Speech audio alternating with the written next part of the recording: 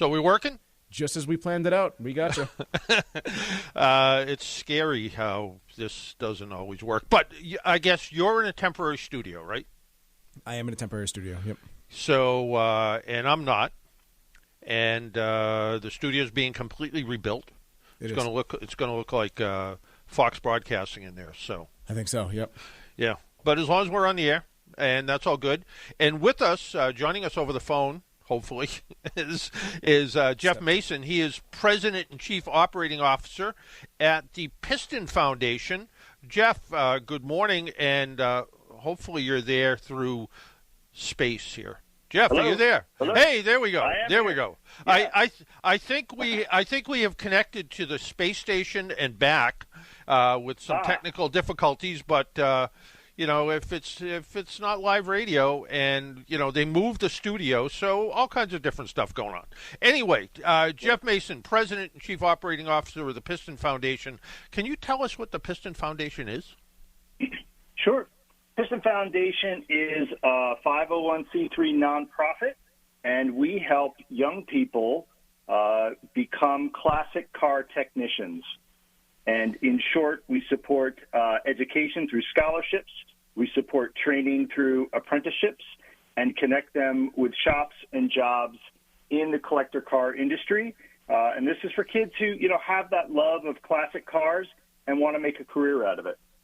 And that's one of those things. I go to cars and coffee events periodically and things like that. And one of the biggest questions that people are always trying to talk to each other about is, where do I get my classic car fixed? I can't go to the regular repair shop because when I bring in my 62 Corvair, they don't even know where the engine is, let alone be able to fix it. But the idea that this is such a good career for young people. And, I mean, you watch any of the TV programs and you see some of the level of workmanship in restoration.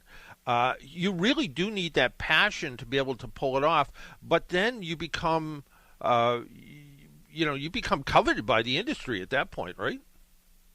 Yeah, you're right. They really are great career paths. The trouble is that, and I say career path, but right now the problem is a career path doesn't exist, and that's really what the Piston Foundation is trying to solve. Meaning, a young person who's interested in classic cars or collector cars of any kind, even exotics, when they look forward and think, can I make a career out of this interest? Maybe they've got a little bit of experience and they think, well, I'm pretty good at this. How could I turn this into a career? It's just there's a big gap right there. So they don't know how to do it. They don't know where to go. There's no clear path for them, and that's what we're creating. Well, that sounds, and I want to use the word delightful, and that's not the right word. but the idea that classic cars and the history that goes with classic cars is so important. Somebody I know years ago got this weird idea, and he created a little business called the Hot Rod Handyman. And what he did is he kind of went around and went to different shows, and he wasn't trying to promote himself. He just had a couple of friends that had hot rods, but he would go and try to sort out the issues of some of the maybe DIY, poorly put together stuff or some other thing. And it became, and he was a little bit older, and it became a real business for him. And he was looking for just these kind of people. He was just looking for some young people that he could mentor and try to pull it all together and turn it into an actual business. So the idea that you guys are doing this works out really well. How do people get involved in it? How do people get involved in the apprenticeships, the different programs you have and scholarships and so forth? How do people get involved with that? So anybody who's interested at any level can go to our website, pistonfoundation.org. And if you are a young person who is thinking about a skilled trade career in classic cars, and you're ready to, you're finished with high school and you want to go into an auto tech program to learn your basics, you can apply for our scholarship program, and that specifically helps young people who are in auto tech programs through which that could be a 2-year community college. It could be a 4-year restoration program like McPherson. But we still see that as a real essential for many young people, because so many don't grow up with a garage and a mom, a dad, a brother, an uncle who are teaching them, automotive skills at a young age. Like, that used to be a very common thing. It's not so common anymore. So an auto tech program is a great place to start. And on our website, pistonfoundation.org, that's the place to do it. The other thing is, if you've got someone who's interested in learning about us, that's the place. They can subscribe to our newsletter, and they'll get information about what we're doing, as well as stories of the scholars who are helping, and who these kids are, where they're going, where they're studying, what's their next step in their career path. So if it's somebody who came out of it, and they may have come out in Massachusetts here, we're very fortunate. We have a great vocational high school program. But some of the kids come out of the vocational program, and if they don't get scooped up automatically by, the local dealers and repair shops in the industry, because the typical automotive industry right now is so shorthanded with people, they're looking for everybody. Yep. But so your scholarships allow them to go to, we're also fortunate we have a great community college program here, either through UMass or some other ones, and and they can go and take these automotive programs that may be partially sponsored by GM or Ford or whatever the case is. So it allows them to go through that. A question: where does the money come from?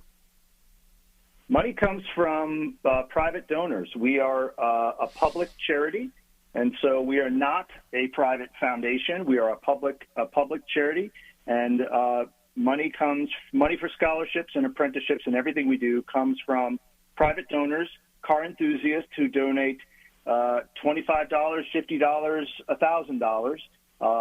To support this idea. These are, we're a huge community of people in the United States. You could easily say that it's 25 million car enthusiasts who are actively engaged in the hobby, and those are our donors. People who want to see these cars, but also see the culture around them sustained with a workforce that is, growing and vibrant. Yeah, I remember years ago I had the opportunity to kind of hang out with Terry Eric from Hemmings Motor News, and the company's changed a lot since then. But one of his things he always wanted to do was like bring your kid to a car show, let them kind of see what classic car shows were like, because he really felt that you really needed to look at past history to see where we're going to go in the industry kind of move on from there. And Hemmings now sort of does a lot of the same types of things. So some of these places where the kids maybe have shown this real interest and they want to go to work in a shop that does classic restoration, whether it's Wayne Carini's F40 shop in Connecticut or someplace. How do you guys hook them up with these restoration shops? So that is our apprenticeship program, and that is something that we just launched last year. It's in a pilot phase right now, so we're testing this to make sure this works. But someone who's interested in an apprenticeship can apply for an apprenticeship on our website, pistonfoundation.org, just like they would a scholarship. And then we go through a matching process in that we are talking to shops in the area. We understand who's looking. We get to know these young apprentice candidates, and we try to make that match.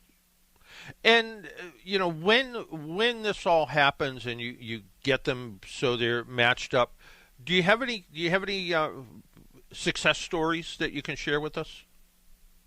Well, I have a lot of success stories on our scholarship program. Our apprenticeship program is literally 6 months old. Oh, okay. So we're still building those.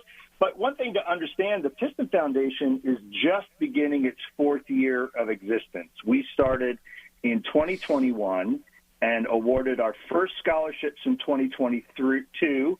We awarded our second in 2023, and so 2024 is a year where we're really launching our apprenticeship program and getting young people, qualified young technicians who want to learn the trade in a full-time job.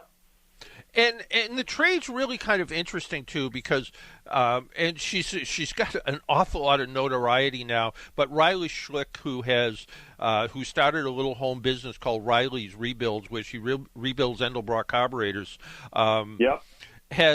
She's been on our program back a couple months ago, and now she's got YouTube videos going out with the folks from Hemmings and All Girls Garage, and she really actually took kind of this old car hobby and turned it into, it was that, or she was going to work at the local supermarket, and she's like, well, let me try this instead. And her dad kind of started it, and she's rebuilding carburetors. So the idea that there's this kind of subculture of business out there of rebuilding classic cars is I think it's really exciting. And the idea that you're able to, provide some scholarship money and now get to the point where you can provide these apprenticeship programs to be able to get some of these classic cars repaired, where I'm right now in Florida.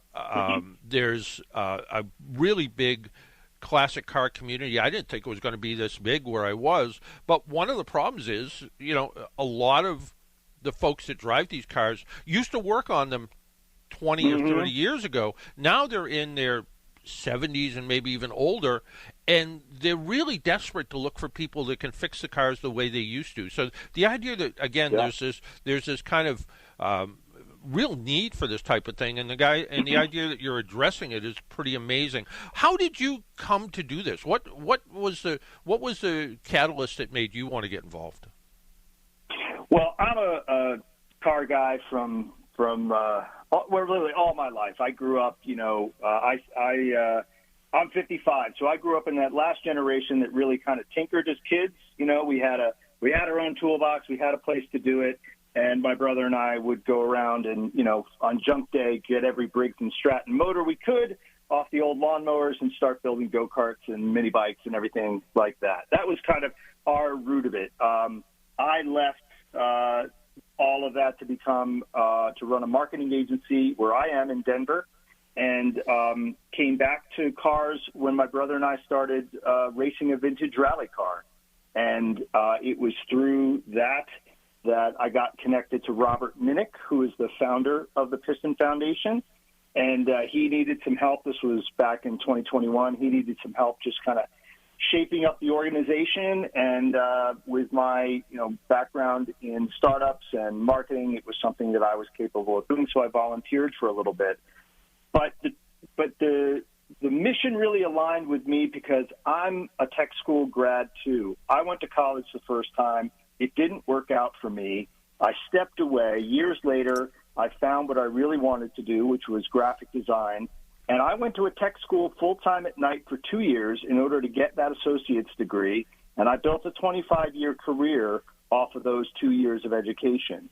So when I talk to young people who are thinking about this in classic cars, I really know that the path that they're on, and I know the power of a little bit of help and a little bit of education at the front side, because for the right person who's got the grit and the drive and the interest, that's the catalyst they need. And so I love working with the kids. I love helping them along the way because it really taps into my own path.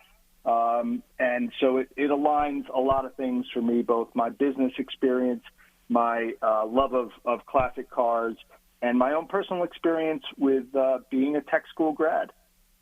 Yeah, it really does make a difference. I didn't have the same. I went to high school. I went to college, found out college wasn't for me. Then I went to a private tech school that was okay, and then started to get into the automotive industry and did that for a while, made a decent living at it, and then ended up at AAA, and then somehow became a writer and broadcaster and whatever the other nonsense that I do as part of my job.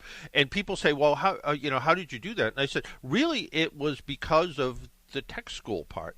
Yeah. And they Yeah. said, well, you're a writer, and I'm like, no, I write and I talk, but I don't consider myself really a writer or a broadcaster. I just happen to do it as part of my job. I said, but at the end of the day, I'm still fixing broken things, and the broken things are Yeah. sometimes they're you know broken relationships that people have with their shop where they're getting things fixed, and sometimes all it takes is conversation. Sometimes it's a broken car, but sometimes it's a broken procedure that's going on. And kind of at the end of the day, I think tech school really teaches you to kind of look at what's there, analyze what's there, and then try to make it better. And I think that's really good. And it's interesting with this. Tell me a little bit about your rally car. My rally car that I race with my brother, it is a 65 Volvo Amazon. It was built to race the Carrera Panamericana. That is a 7-day, 2,500-mile speed performance rally from the south of Mexico to the north. It was a race started in the early 50s. Was ended because of the danger of it, and then brought back in the mid 80s as a historic rally, but run in the speed format. So it pretty much runs exactly like a WRC event runs, with open road transits and closed road speed stages through the mountains of Mexico. And the engine in your Volvo is probably not exactly. No, because it's a historic. We have to keep the classes run on displacement. So it's a B20. Okay. It's a rally tuned B20. Our car is maintained by Vintage Racing Services in Stratford, Connecticut. Tim Ritchie is our chief mechanic, and he has helped us build this car and develop it over the years. So. This year, we're taking on something new. We're leaving the Volvo in the United States, and we're going to the Mille Miglia in Italy. And we're going to race a 39 Fiat 508 in that race. So rally racing is something my brother and I love to do. He's the driver, I'm the navigator, and we've kind of expanded our hobby to include a bunch of different races. We've made some films about it. It's kind of our thing that we do as brothers. So really, you took what you do as work, what you do as a love of a hobby, and you've combined it with all of this with the Piston Foundation. It's true, and I feel very, very lucky to do it, and it's a real honor to lead this organization and to be working up for this mission and doing something for the car community. I feel really honored to be able to do it. It really sounds great. And if people want more information about the Piston Foundation, pretty simple. It's just pistonfoundation.org, right? Yep. And then right on the website, there's a subscribe button. I suggest they hit that, and they'll get our quarterly newsletter, which again just highlights the things that we're doing. It talks about the mission and the why of all of this, but we do interviews with our scholars every month, so you get to see these young people, learn about them, understand who they are. They really are remarkably dedicated, interesting, vibrant young people, and that's who we're missing in the industry, and there are young kids out there who really love cars as much as anybody. I always say every American generation falls in love with cars. That's just the way it is. And our job is to figure out how to get them into these careers, because you know from your experience that these careers are great for some people. Some people are built for this, meaning they have the intellect, they have the hand skills. It's a perfect place for them to be. We want to make sure that everybody has that opportunity. I would say also your story is another example of how entrepreneurial the industry is.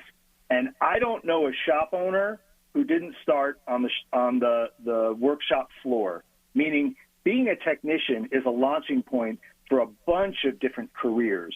within the industry and everything that's around it. And so, I think there's been, a lot of looking down on grease monkeys and blue-collar work. But the truth is, it takes a great intellect and it takes great intuition, and it really takes a thinking person to do this work. And this work can lead to so many different avenues. There are possibly unlimited opportunities within the industry for someone to follow the path that's right for them and to discover new things, new ways for them to have a great career. And all of that is true, but somehow all of that's gotten forgotten. Yeah. I think with groups like you, and whether it's like Mike Rowe with his, Dirty Jobs Foundation thing, really brings that up. And what I like about, the automotive industry is it also tends to bring groups together. Years back, I was at a kind of World of Wheels event where, hot rods and classic cars. And it was kind of interesting because in one area there was sort of the Z28 Camaro Firebird Trans Am group, and right opposite that was sort of the Asian hot rodders. And you could detect tension in the air because there was these older guys that, had these V8 cars, and there was these younger guys that had these, turbocharged Honda Civics, and it almost felt like there was going to be a fight that was going to break out between the two groups. And at one point, and I'm just sort of standing there watching it all, and all of a sudden at one point, one of the younger guys walked over to one of the Camaros and asked the guy a couple questions. And then all of a sudden you see a couple of those guys come over and ask some questions about some of the stuff that was done on, how did you get 400 horsepower out of a 2-liter 4-cylinder engine? And all of a sudden you could see, all of a sudden they became friends. And it was pretty it was pretty amazing that kind of really what made them friends.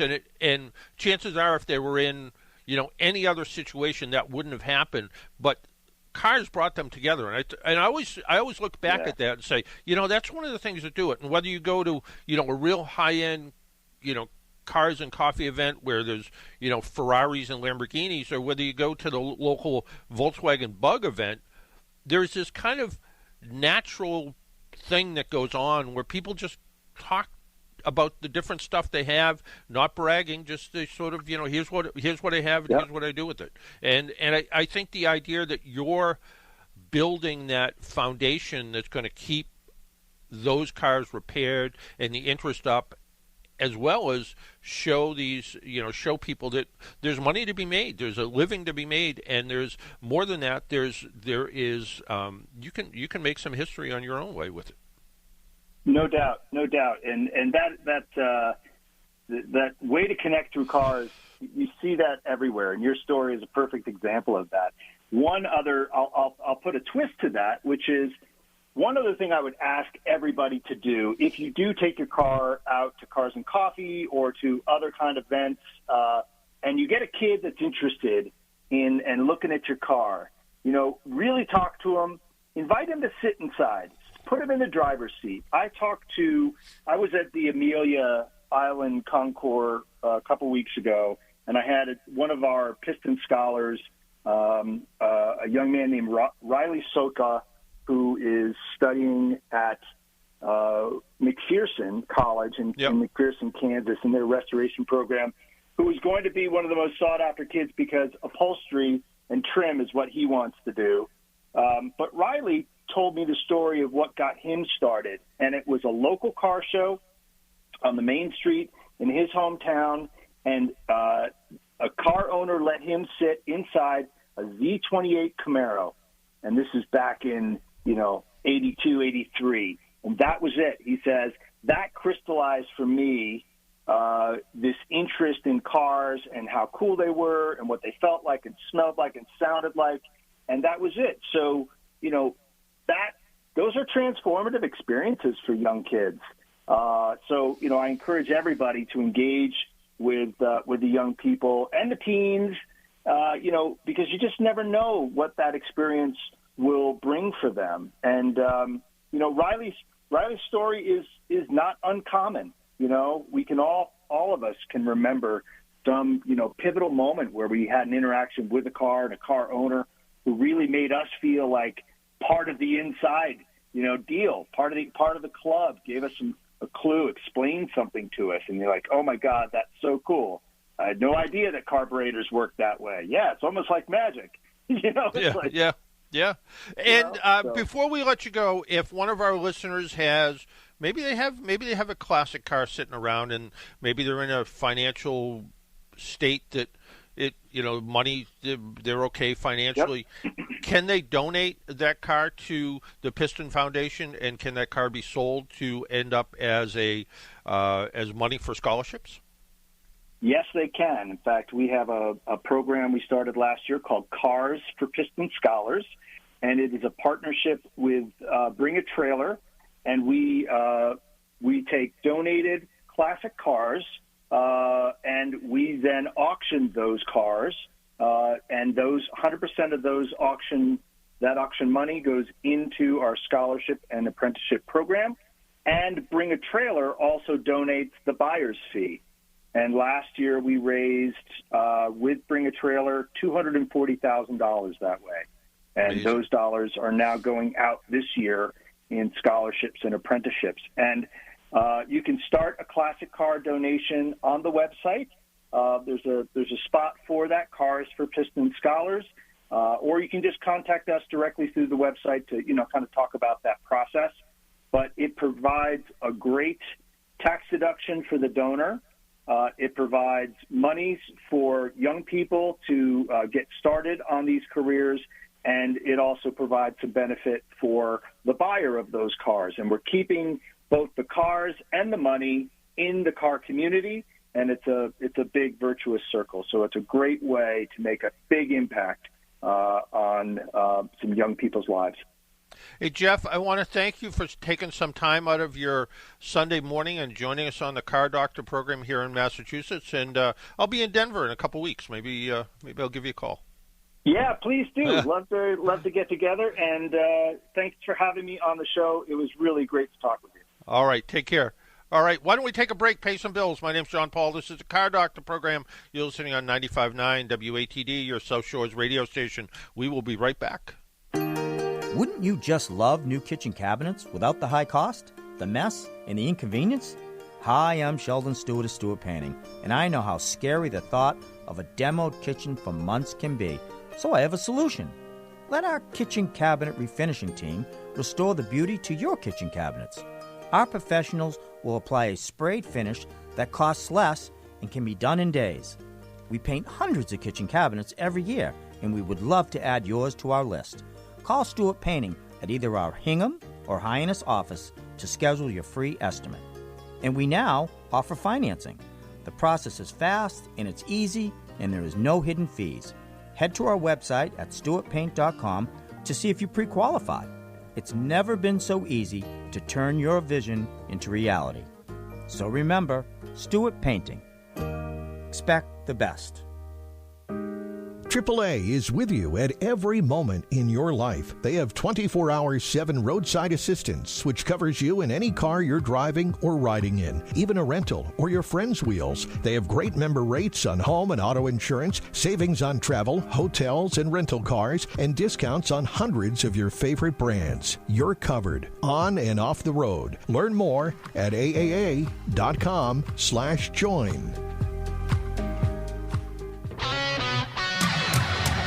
Talk radio with a South Shore point of view. Hi, I'm Kevin Tachi. Join me tomorrow for Monday Night Talk, where the South Shore comes to talk.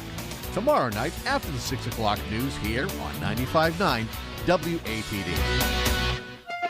Make an appointment Sunday morning at 11 for John Paul, the Car Doctor, on 95.9 WATD. Now, back to the Car Doctor. And welcome back to the Car Doctor program on 95.9 WATD. Jesse, I'm thinking we're on the air, right? Everything's good? Let's hope so. All right. Well, if you want to join us and if you want to help us test out the phones, give us a call at 781-837-4900. And there's a, 50-50 chance it's going to work, right? I think it's higher now. I think we got to figure it out. You think it's 80-20? 90-10?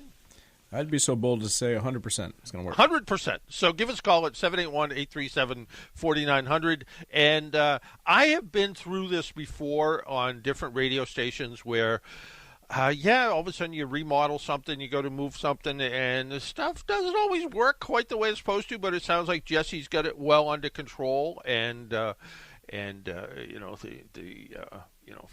rest of the folks kind of set it all up, getting it all ready to go. So I think we'll be in good shape. So I might still have a job after all. Who knows? Perhaps both of us. So Larry wouldn't leave us in the lurch here. So I know that Larry's going to be able to. He put it all together and make it work for us. So far, so good. So far, so good. So give us a call at 781-837-4900, and we'll talk to you about what's on your mind about cars. Maybe a little bit later, we'll talk about the latest consumer reports just came out. That's always something worth delving into and see what they have on their mind. Real interesting. They got a little bit of feedback about the Fisker. Fisker came out with a new model, and they did a road test of it, and they said it's just not ready yet. And it was quite negative about the vehicle.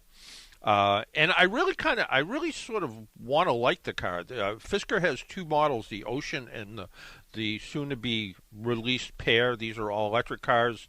Fisker had a supercar, 20 years ago. I saw at the New York Auto Show, which is, I think the press preview for the New York Auto Show is coming up. I am not attending, but it is it's coming up soon. And some things are missing. Chrysler, I was on a webinar conference call thing with the International Motor Press this past week, and there was somebody from Chrysler on it talking about a new concept car that they come out with that is going to use something they call it the Stella platform, which is going to have self-driving features, it's going to have a whole bunch of stuff. And what was sort of interesting was somebody asked, is the concept car going to be at the New York Auto Show? And they said Chrysler Corporation is not going to be at the New York Auto Show, although Camp Jeep will still be there. Camp Jeep is kind of an outdoor exhibit where you get to drive some Jeep products over a man-made off-road course. Kind of fun to do. It takes a couple minutes or so. Fun thing to do. And they didn't mention whether Ram was going to be there, which not so sure they're going to be there either. So, but it looks like Camp Jeep is definitely going to be there. Some of the interesting emails that came in this week. A person writes in, I own a 2019 Lincoln MKZ and retired in the summer of 2020. And my driving went from 60 miles a day down to 5 miles a week. The fall of 2020, I started getting an error message, system off to save battery. Now this happens every fall when it starts to get cold. I brought the car to the dealer 5 times and they've replaced the battery 3 times, telling me I do not drive the car enough and need to drive it at least 20 minutes once a week because of all the modules in the car. Boy, that was one long carry-on sentence that I need to work on. But that's what happens when you write Q&A columns. This year, I was charged for the battery and asked if I could buy a stronger battery. As they say, the battery life is 3 years. So apparently they had a battery. It was under warranty. They put a new battery in. And this year they had to buy a battery. And they said the battery seems to last only a year. The dealer advised I cannot install a stronger battery because the car may not work properly. We'll get to that in a minute. I assume they only sell one type of battery. Should I wait and see if this battery that I purchased lasts through the fall? If not, do you think I can buy another battery with more power? Well, first off, adding a bigger battery to the car with more cranking amps isn't going to make the car perform poorly. 12-volt battery in a 12-volt system is going to only take as much of the 12 volts as necessary. So you could buy a battery with more cranking amps and more reserve capacity. It's not going to be a Motorcraft battery. It's going to be something else. And Motorcraft batteries are made by East Penn Battery, I think, and there's really only 4 or 5 battery companies in the world these days. In fact, Exide, which everybody thinks is a battery company, is really a marketing company. They buy batteries from other people, and they just have they do a really good job of putting their name on them. So the error message has to do with the start-stop system. So a lot of newer cars since 2017 or 18, when you come to a stop, the engine shuts off, and when you take your foot off the brake, it starts back up again. The system only works when the battery is fully charged. So what's happening now, the system not working, where it says system off to save battery, is because the battery isn't fully charged. So the battery has to be fully charged, and then there's certain, if you're there with, chances are with this Lincoln, the person who owns it probably has their seat heaters on and the heat on and all that sort of thing. So it takes more energy to run all those systems. Maybe even their headlights are on because it's darker, longer, and all of that. So the dealer really is correct in saying that the computer has all these modules in it, and it really needs a fully charged battery. And driving such short distances will eventually discharge the battery. There's no question. So what do you need to do? Either you need to make sure your battery is fully charged, or kind of taking what the dealer suggested, drive the car for about 30 minutes once per week. That's going to keep the battery charged. Is it going to keep it perfectly charged? No, because the alternator in a car is only so capable of keeping a car battery charged. So the ideal thing would be put this thing on a battery tender, a battery minder, smart battery charger system. There's a bunch of them out there. We've talked to people from these companies over the years, and it's pretty easy to hook them up and disconnect them. If you have a garage, it makes it really simple. You just plug the thing into the wall. You have somebody hook up the cables to the battery, and you can have a little plug that just kind of sticks out a hole in the grill or under the hood, and you just plug it in and unplug it, and you'll always have a fully charged battery. If not, drive the car about 30 minutes once per week. Now, they go on to say they only drive about 5 miles a week, and chances are that those are all very short trips, and maybe it's even done daily or maybe every other day. And I don't have any scientific proof to prove this other than someone told me this once and I believed it, is that when you go to start your car, now whether it's a car that's fully laden with all fancy electronics in it, or an older car that takes a minute or two to crank over before it starts up, it takes about 7 miles of driving to put the amount of electricity back into the battery that you took out. So you start up the car, you crank the engine over, and you only drive 2 miles. Well, what happens when you only drive 2 miles? Well, you drive 2 miles and you've taken a little bit of life out of the battery. So then you put it back in, goes back and forth, and eventually you end up with a dead battery. So drive 30 minutes. Let's see. Let's test out the phones here. Let's talk to Jim from North Reading. Jim, are you there? I am. Look at that. It's like magic. Thank you, John. Nice to talk to you. Nice to talk to you as well. I'm currently working on a 05 Grand Caravan that I'm trying to change the rack on.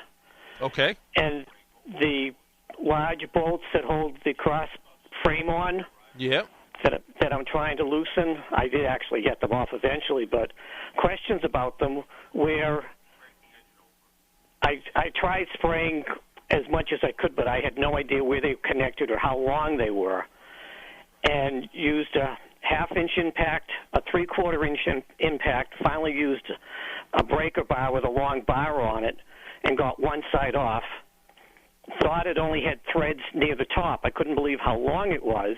Yeah, I was going to say, surprisingly, how long those bolts are. Yes, and it was all pitted at the bottom with no threads, and I thought, well, it was just going to be smooth.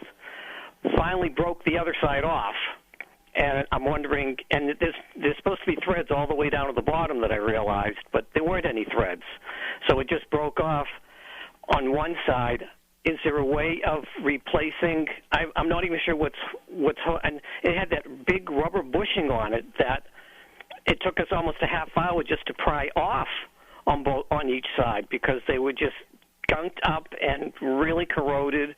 And am I in a place that I can't get out of now? Can you?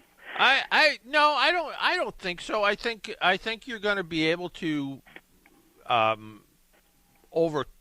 with a little bit more effort. I think you're going to be able to get those bolts out of there, but it isn't going to be an easy thing. That's for sure. As you found out. Do I have to drill it and put an easy out in, or? I mean, I'm not sure how to get that other part out where it goes into the frame. You can't. There's no visual, and it was wobbly a little bit too. Like the nut that holds it permanently in place is now loose, or I'm confused. Yeah.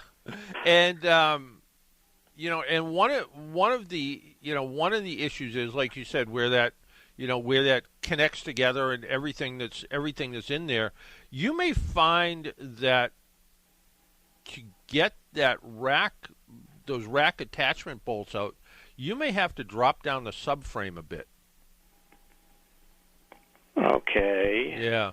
And then you're going to have access to because it's as I recall, it almost looks like a clamp sort of arrangement on one side with two bolts on one side and one on the other, maybe. Well, no, that's not the problem I'm having where the cross member comes down. Oh, okay. There's one on either side, just where the wheels are. Oh, okay. So you're talking more where the subframe attaches to the body? Yes. Oh, the okay. Two bolts, those two bolts where it goes up into the frame. Oh, and okay. You can't see the top part of it at all. What it goes into. I don't know. I would have. Because it buries itself up inside that frame section where. Yeah. I don't know. It goes through like a 1-inch rubber bushing. Rubber bushing, yeah. And then it goes through another opening, and pulling that rubber bushing down was a nightmare. I mean, I watched two videos on them where they just came out nice and clean, and mine were, I used pry bars and screwdrivers and hammers and sledgehammers, and then it goes into another probably 1.5 inch of open space around it, so that long bolt only attaches about 2 inches at the top, and then it just, but you can't see where it attaches. Yeah, I would. That's something. I don't know. That's something I would have to look at and kind of figure out if there's a way around it. If there's some way you can, can you drill up in there to be able to get that out? Is it something you can pry out and break off the other side? I don't know what that other end is where it screws in because I haven't done one of these in ages. They weren't as rusty back then, and the bolts came out just like they were supposed to come out. So of course, yeah. So, I don't. I hate to say I don't have a good answer, but I don't have a good answer for you. I think you're kind of on the right track where you're going to have to kind of follow it through, and you're at a point where that suspension cradle mounting bolts are, where that goes up inside there. That's a reinforcement piece made into that cradle, I think. So I don't think that's a captured nut or anything. I think it's threaded right into that. But I wouldn't know what I don't know. I don't remember what it looks like. And I think. Okay. I don't. I wish I had an answer, but I don't have one. Okay. I like your feedback input though, because I mean it wasn't drivable with the rack leaking as it is. So if it's not drivable because I can't replace this, well, it's just either a parts car or I junk it. Yeah, I think there is. I think there is some way around it, but I don't. Without looking at it, I don't know what that way is, and I don't know if you take a torch and you burn through it and try to rethread it, whatever's on the other side of it afterwards. I'm not quite sure. I had a friend that thought that he could possibly do that and re-weld something in there. But you're doing it upside down, and I definitely don't have the expertise to do it. Maybe he does. He thinks he can do it. Yeah, I mean, you can do some pretty amazing stuff with a torch sometimes, and not set the car on fire at the same time. So that that may be the answer. And and those, again, as you found out, those bolts are not. They're amazing how long they are, but they're not super. They're probably twice as tight as a lug nut bolt. So it's not like you should have needed the 4-foot breaker bar on the end of there, because that was all due to rust and problems. So it needs to be solid, it needs to be tight, but it doesn't need to be. It isn't something that's got to be 500 foot-pounds. So I think it's something that is certainly workable at the end, but I think you can do it with a little bit more thought. Is about all I can come up with. So I'll give it some thought. And all right. And while you're just on your new place there, when we're on hold, we don't hear your station going on anymore. Well, that's not surprising, I guess, because it's a new setup, so it's a new setup, and it's only temporary till they redo the studio and move back. So they're just sort of down the hall or somewhere. So very good. Yeah. So it'll all be back to normal in a week or two, I would think. So great. All right. Appreciate it. All right. Thanks. Thank you very Take much. care. Yep. Bye. Let's go quickly to Mike in Hingham. Michael. Hey, Car Doctor. Thank you very much for taking my phone call. Well, thanks for being there. Thanks for being there for a lot of years, by the way. What's that? Thanks for being there for a lot of years. Oh, yes. I was saying I followed you around most of the dial on the radio throughout starting in Quincy and places like that. Yeah. It wouldn't be a Sunday without church and you, I'll tell you. All right. Reason I'm calling is one of our favorite subjects, electric cars. And I'm just sitting here reading the weekend Wall Street Journal and section B1. The whole page is about the electric car revolution. And down below they say quarterly net loss. And they've got Polestar, Fisker, VinFast, Lucid, and Rivian all losing money hand over fist. And I don't see any way these guys are going to recoup it in the near future. I don't know what your thought is. Yeah, I kind of agree with it, because it really is, electric car sales are pretty good, but electric car sales are pretty good because the government's sort of backing them, and they're, if you can get, if you can buy a $45,000, Tesla Model 3 for $35,000 or something, it's all of a sudden it becomes a pretty good value. And the same thing, Tesla reduced some of their prices. Elon won't tell you if Tesla makes money or not. They barely tell you how many cars they sell. So it is sort of interesting how long these companies can sustain business with venture capital money keeping them going. And I guess if you look back at history, from the turn of the last century, most car companies went out of business. Most of them didn't do. Most of them didn't do that well. It's not, certainly, GM and Ford and Chrysler in his day all made money, but you got to look back when Chrysler went bankrupt. Back in, when was that? This 80s? 80s. Yeah. 80s. So, the idea that you're taking new technology with a somewhat sketchy charging system arrangement, you can't charge everywhere, and then try to get people to go along with it. Now the EPA has changed their rules a little bit, where they've sort of stepped it up, although I think what's going to happen at the end of the day is, as much as, Porsche is going to show a new all-electric Macan at the New York Auto Show, they're not going to sell many of those as it is, so they don't sell that many Macans now. So the idea that, electric vehicles, I really think that electric vehicles are going to just be another choice.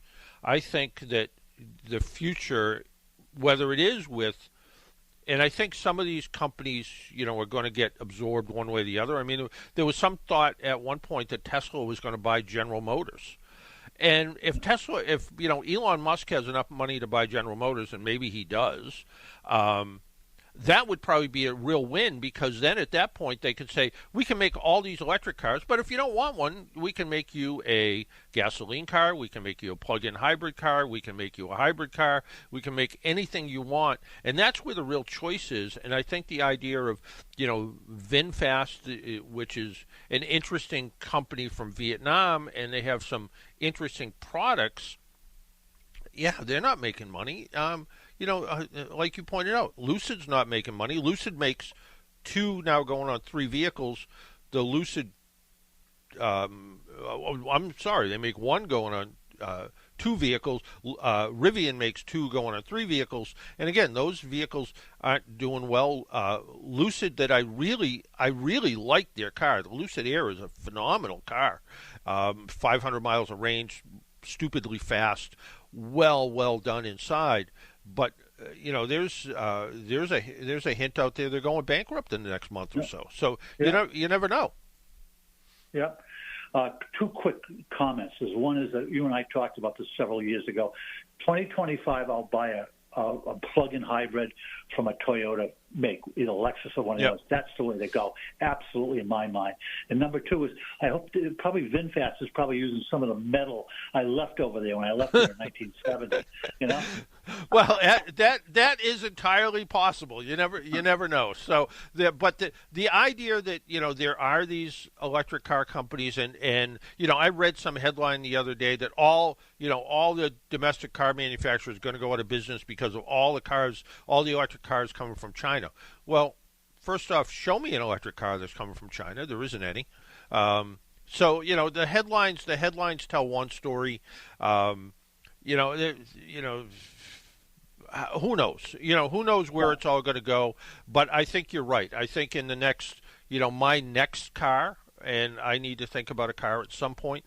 My next car, it may be the same thing. It may be a plug-in hybrid where I can plug it into 110 volts. I can drive 20, 30 miles per day only on electricity. Or it may just be a conventional hybrid and, get the little bit better fuel economy and kind of go from there. But I think we're very fortunate that we're in a time of choice where you can do a lot of things.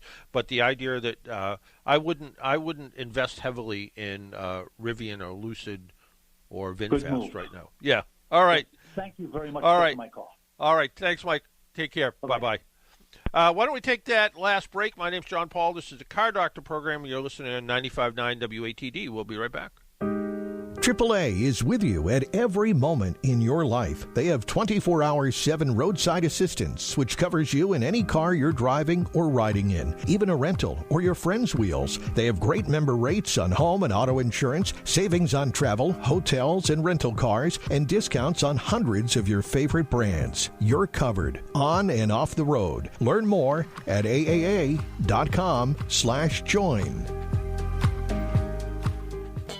One-stop painting and renovating. Are you tired of endlessly searching for a reliable painting company? Then look no further than One Stop Painting. Hi, this is Jeff Cohen, owner of One Stop Painting. My local family company has been here for nearly 4 decades, keeping homes and businesses beautiful and protected from the harsh New England climate. We can handle any interior or exterior painting project, regardless of the size or complexity. But that's not all. We also offer soft washing and restoration services to give your home a fresh, revived look. From repairing basic wood rot to replacing doors, windows, and siding, our full-service carpentry teams can fix and repair any issues. At One Stop Painting, we never subcontract our work. That means you'll receive the highest quality service from our Better Business Bureau accredited company. Don't settle for mediocre service. Your home deserves the best. One Stop Painting is here to deliver.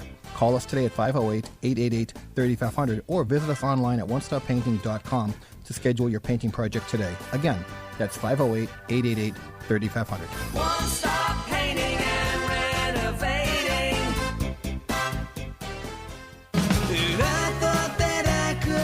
This is Dan Cloutier. And this is Kim Jennings. We're from Birch Bear Records. Tune into Twilight Showcase Radio. Hosted by Sandy Stride and Keith James. On 95.9 WATD and 95.9WATD.com. Search for Twilight Showcase on Facebook and visit twilightshowcase.org. Twilight Showcase, tonight from 8 to 10 on 95.9 WATD. Make an appointment Sunday morning at 11 for John Paul, the Car Doctor, on 95.9 WATD. Now, back to the Car Doctor. program. Back to Jim in North Reading for a minute. I was doing a little tinkering around on the internet. That bolt's only like 120 foot-pounds. Some people have suggested the only way to get that broken piece out is to weld another nut. So kind of build up with weld to the broken part, weld another nut on there, try to rattle it loose with an impact gun. Other people say that support that subframe mounts into is actually removable, and you can order a new one so you can get more of the same pieces and have somebody weld that in. The idea that you can fill it with weld and weld a nut onto that might be a pretty good alternative, and maybe you can heat it and cool it and heat it and cool it a little bit. And the heating of welding it may, once the weld cools off, may just be enough to break it free, but you're going to need somebody with a welder to do that. Real quick, I think we only have a minute left here. Let's see if we can talk to Steve in Braintree real quick. We only have about a minute, Steve. Okay. Go ahead. Okay. I have a 2000 Tundra I'm trying to replace. And Toyota only has V6s with turbos. I'm looking for an 8. Yeah. I plan on towing a boat. So is that going to have enough power to tow a boat? Oh, I think it's going to have more than enough power. I think you're going to find that that engine has more power than the V8 did. So really? I think you're going to be fine, because that's a twin. I think that's a twin turbo. I think you're going to find that I think that's up over. I think that's like 350 horsepower. So I think you're going to be fine. Okay. All right. Okay. All right. I needed the money. Yeah, that's all you need. Hey, we got to get going. We're out of time, but thanks for calling in. All right. Until next week, make sure you wear your seatbelt, drive safely, be good to your car, and if you see an emergency vehicle by the side of the road, slow down or move over. It saves lives. Talk to y'all next week. Bye-bye.